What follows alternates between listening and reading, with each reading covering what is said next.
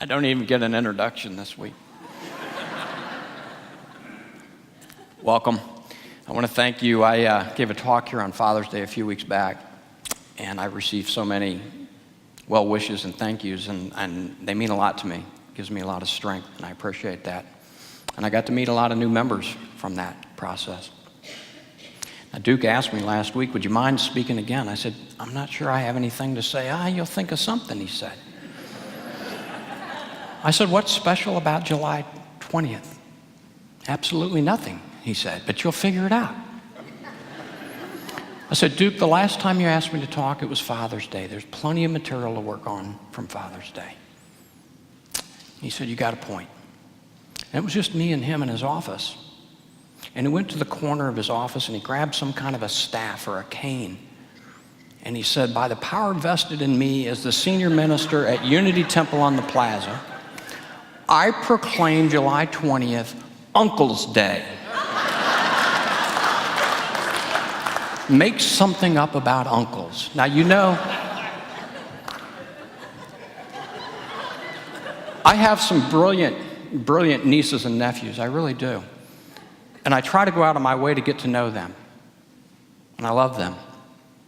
I took one on a short ride home from her job the other day and engaged her in a philosophical conversation, and I asked, well, what is the opposite of love?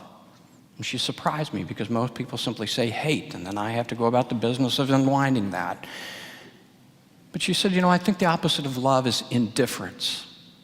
And I'm still pondering that because I think it's profound.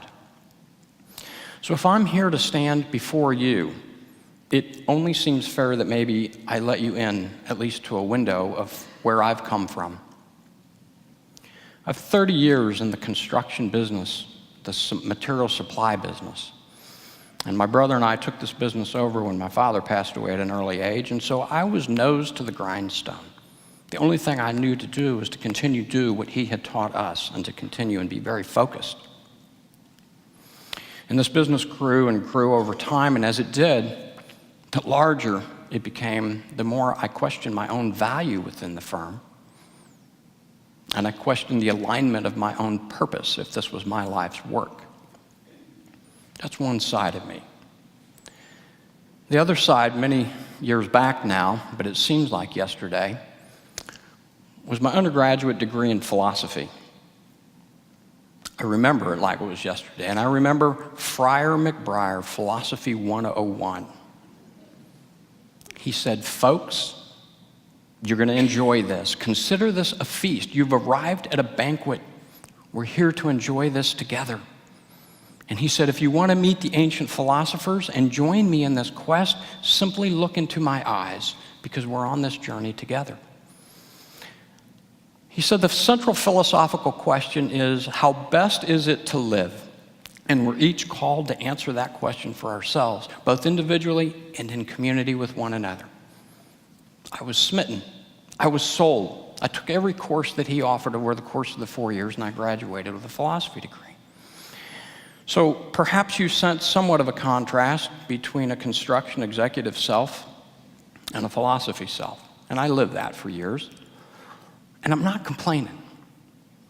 But I did ask myself, what is it about being in those trenches and doing the job that I did for 30 years without really calling into question my own life purpose? And I'm mindful of a story in a study completed by a guy named Darren Clark. Darren took the yellow crime tape and he cordoned off an area in a marketplace, a shopping district where many people walk by. And within the center of that, he placed a wallet with a few 20s sticking out of it. And the point of the experiment was who would go inside that yellow tape to help that wallet owner have that wallet returned to them, and who would walk by.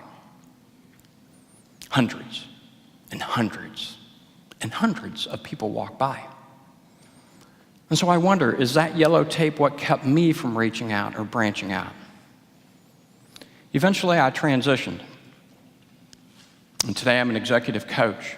I try to be of service to others. I try to help them get their life in alignment and their purpose and business goals met. And I enjoy that work. But Unity was part of that transition for me. I wasn't sure what I was walking into when I came to a Sunday service quite some time ago. And I tried to be as inconspicuous as I could by sitting in the back. I listened to the lesson, I listened to the fabulous music, and I was inspired. And at the end of the service, I asked a woman who was sitting next to me, tell me about Unity. Who are these people who come here? How do you belong to this cult? Congregation. And she laughed. And she said, we're spiritual seekers, we're sojourners, we're looking for purpose and meaning in our lives. And we know there's a higher purpose, we know there's a higher self, and we endeavor to find that. I said, help me out with some of the symbology. What's going on the podium there? She said, you see the candelabra on the right, the 7 candles? Those represent the 7 chakras, our energetic connection to the universe. It both comes into us, but we extend it outward as well, to one another and back into the universe. She said this candelabra to the left represents the 7 major world religions. I said, aren't you the New Age people? Why? She said, yes. But in the diversity of these religions, we find strength, and we would be fools to turn away from several millennia of man seeking a higher self and meaning from that. But we respect these religions in their diversity as well. We're not a church. We're a center for spirituality. I thought I was back in Philosophy 101. I loved it. So friends, I come from perhaps this third candle, the Christian tradition, and within that Christian tradition, the Catholic faith, Cradle Catholic, and within that Catholic faith, I was trained by the Jesuits. Perhaps you know them by their institutions. Creighton University, Georgetown University, Marquette University, Spring Hill, Regis, Rockhurst University. They run 180 institutions of higher education across the globe. They were founded over 450 years ago. And I think there's something about their spiritual being, their essence, that maybe we can learn from to reflect on in our own lives and our own spirituality. The founder of the Jesuits was a guy named Ignatius of Loyola. And Ignatius was a businessman before he was ever a saint. He was in the construction material supply. No, he was a mercenary. He sold himself to fight the battles of others.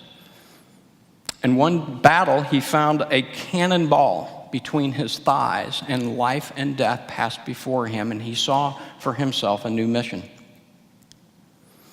And he went about what he felt was God's work, and he was a very strong believer in the Christ spirit in all, and he founded this group of men.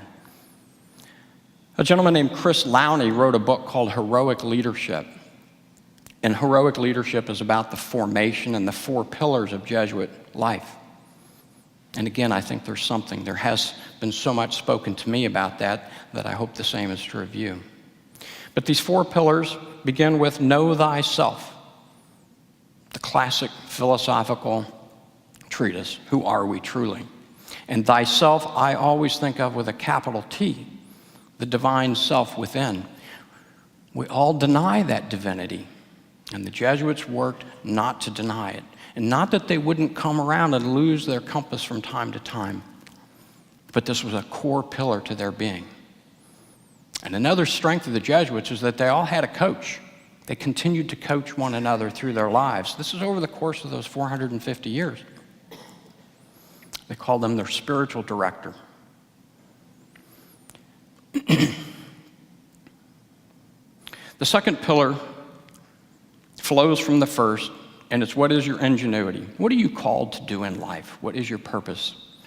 And whether these men were accountants or philosophers or teachers or whatever their calling was, it was important to understand their skills in such a way that they could live the knowledge of knowing themselves along with acting out. Ignatius was a big believer in work, and that work inculcates and incubates spirit. So the third pillar, stemming from these 2 when in alignment, is their work in community.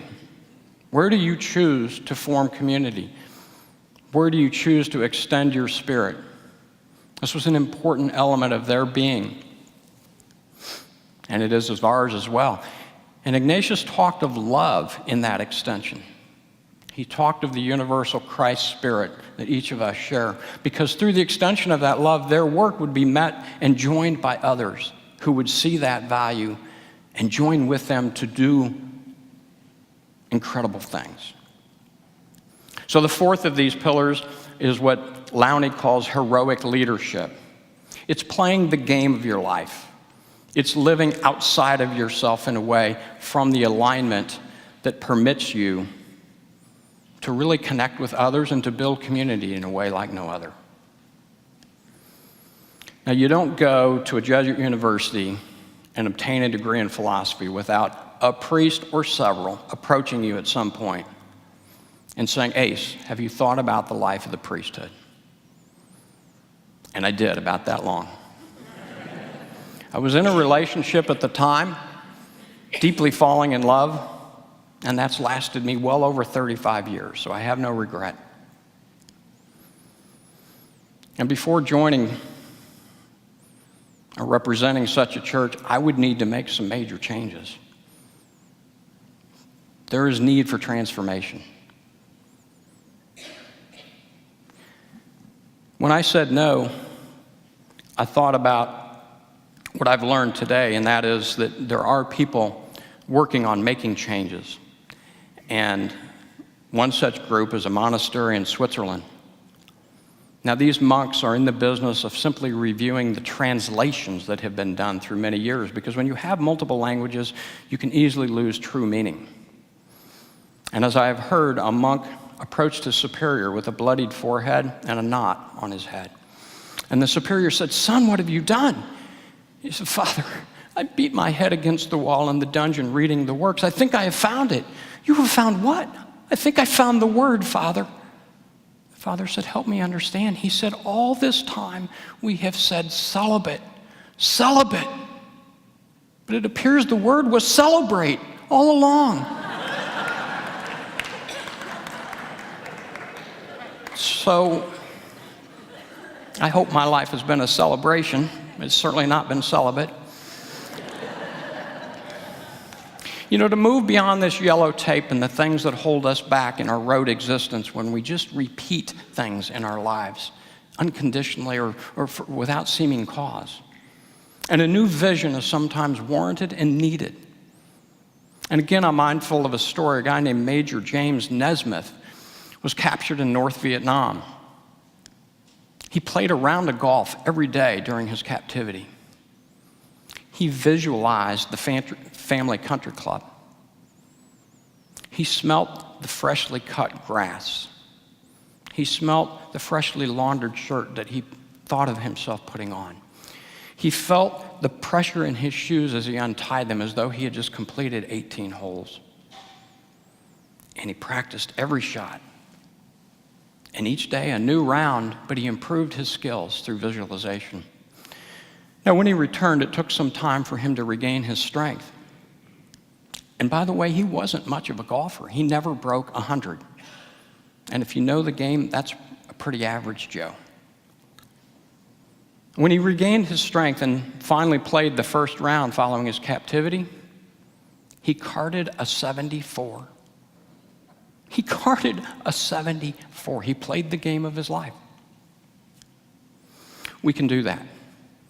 We can change our lives if we set and intend to do so and visualize what our lives might become.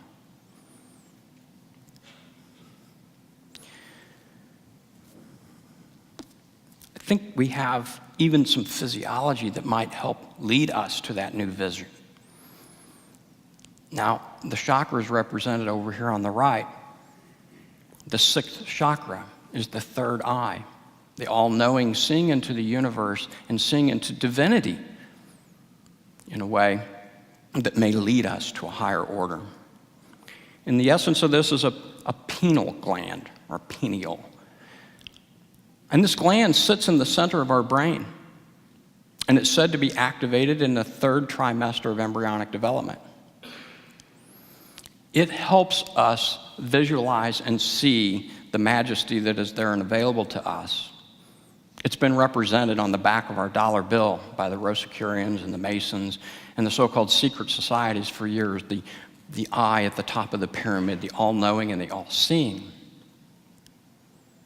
We have this strength, we have this quality to see beyond the limitations that we may have run into from the yellow tape of our lives. So it turns out many statuarial representations of the pineal gland, which it's very small and it looks like a pine cone, has chamfered edges, and is often mistaken as you look at statues for pineapple. And the largest representation of the pineal gland statue is in the Vatican. And as the Pope carries out his circumstance and pomp with his staff in hand, just above where his hand rests is a representation of the pineal gland. We all have this vision, but it seems some felt that keeping that to themselves, that wisdom belonged to just an elite. It belongs to all of us. So friends, today, we have, I came from this tradition, as I mentioned, and we have today a pope for the first time who is a Jesuit, and for the first time comes from Latin America, and for the first time took the name Francis. For creative folks, these popes aren't all that creative when you've got John the 23rd and Leo the 48th and what have you. But for the first time, his name is Francis. And I'm mindful that Francis of Assisi became a famous orator in his day. He was called to speak regularly. And one such time he was asked to speak clear across town, an extensive walk. And they asked him to preach there, and he said, "Would you go to the trouble of walking all this way?" And he said, "What good is the preaching if it's not found in the walking?" And I think perhaps we have a pope living this way. Now, I feel comfortable here at Unity because I didn't have to reject that history. I'm trying to draw from it. And ironically, the couple married at St. Catherine's on Grandview Road is the parish of my youth. My great-grandparents' farm was where that church is, and they donated the property to build a church many years ago. So to the extent I can respect my history, I feel like I'm enriched by that rather than rejecting it, but certainly there are things in need of change. Friends, I had a mentor, my spiritual director. He helped me bridge the difference between my philosophical self and my business executive self for many years. For 25 years, we worked on projects, frankly, all around the world. We traveled extensively. He was a Jesuit priest for over 50 years. He was my uncle. He lived a heroic life, or at least he performed many heroic deeds. And what's interesting to me is I knew him in his humanity, not just in his majesty. I saw both. He was awarded a Citation of Merit from the President of Costa Rica, Oscar Arias, the Nobel Peace Prize winner. The Polish government gave him a citation of thanks because he afforded a couple of people during the Lech Walesa strike office space and helped them come to know American values and helped them, the Americans, understand what was going on in that liberation.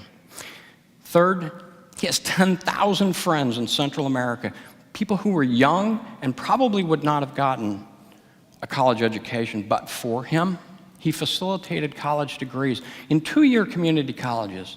Poor kids from Central America came to America, lived with families, and earned a technical degree in a field of study where they could most likely return home and be successful.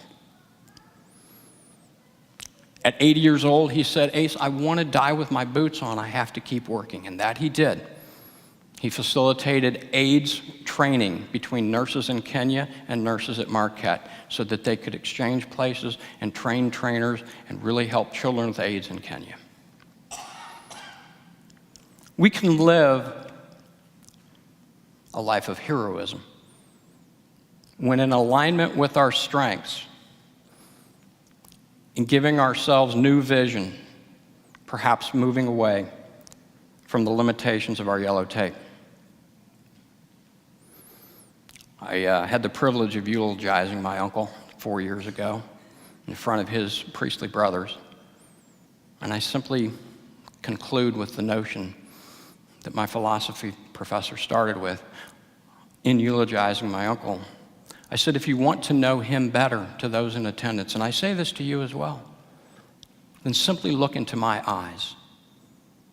As we go into our meditation, perhaps take one piece of this Jesuit tradition in finding and knowing yourself well and aligning yourself with your life's purpose and seeking a higher vision so that we too can perform miraculous and heroic acts. Let us go forward in our meditation with these thoughts. Namaste.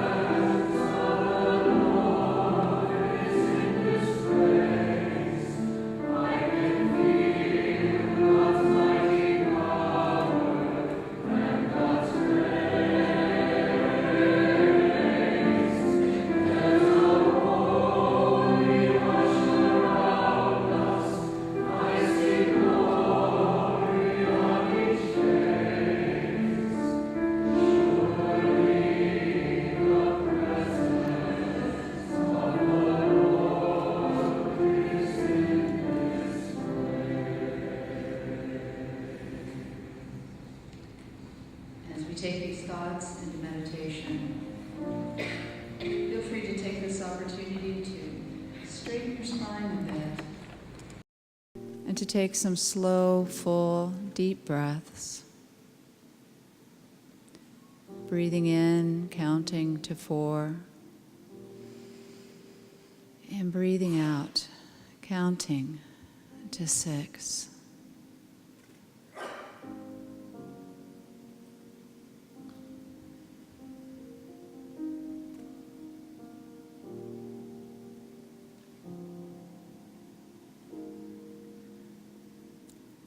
Taking this precious opportunity as we sit together in meditation to reflect upon these questions about how best to be true to oneself.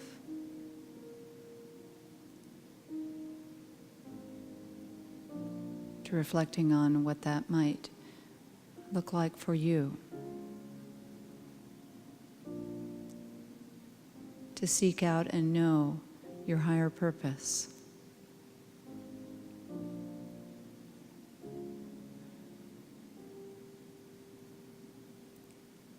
To reflect upon and examine how you show up in the world.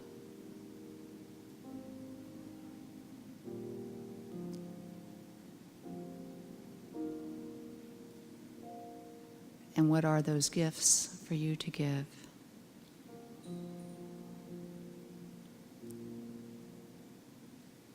To yourself and to community.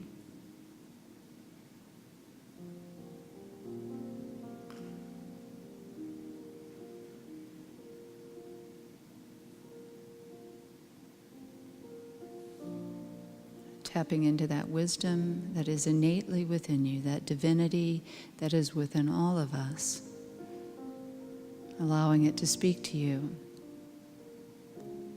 in the silence.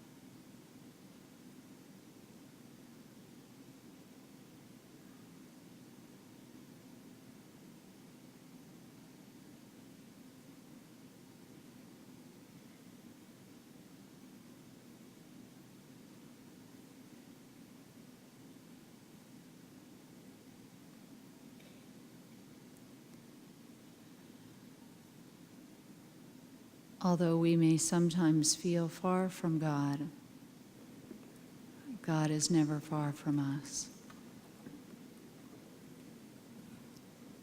And so we can take with us this practice, this possibility for knowing our higher potential, for being inspired to live the best life for ourselves and for our community. And so it is.